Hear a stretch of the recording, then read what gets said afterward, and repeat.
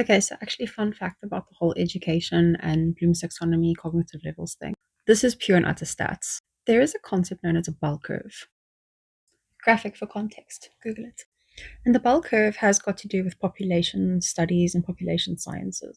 A bell curve is the graphical representation of the fact that in a diverse population, there will be highs and lows, with majority of individuals being in between. The education system uses the insurance, IQs, and other personality and intelligence tests, anything reporting.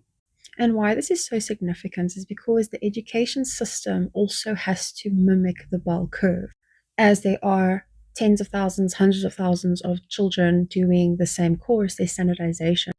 And that's why I said that you can't sit there going, oh, it's the lack of my child's effort. It's not necessarily. It is also based on the statistical analysis of where they fall compared to the other participants.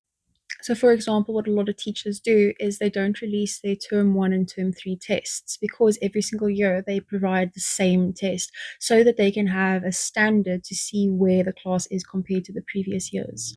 And then based on that trajectory, you know if it's getting better or if it's getting worse. And the reason why I have the opinions that I have is because I am aware of this. I know how they do it. I've actually seen the teacher statistics where it showcases the drop every single year. And also how the testing has become more difficult and stricter. So, how it's divided up is that you have your lower order, your middle order, and your higher order. And each of these cognitive levels has a percentage that's assigned to it. If you look at the bell curve, the lower order, it goes up and then it goes down. That means that the bulk is going to be smack bang in the middle, with your extremes, one on the high and one on the low. But those eventually become outliers because the majority, as said, is going to be in the middle, and there's going to be a very small amount of people, because the bell curve, it goes up. So it starts off at 0 and it goes up. The lower order makes up 30%. The middle order is 50%, and the higher order is 20%.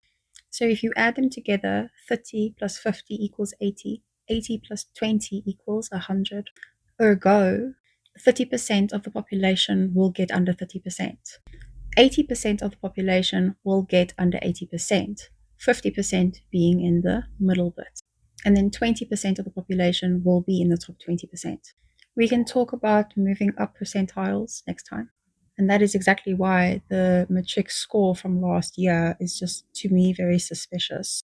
Because on average, 30% of the participants should fail. Okay, next time we'll talk more about that.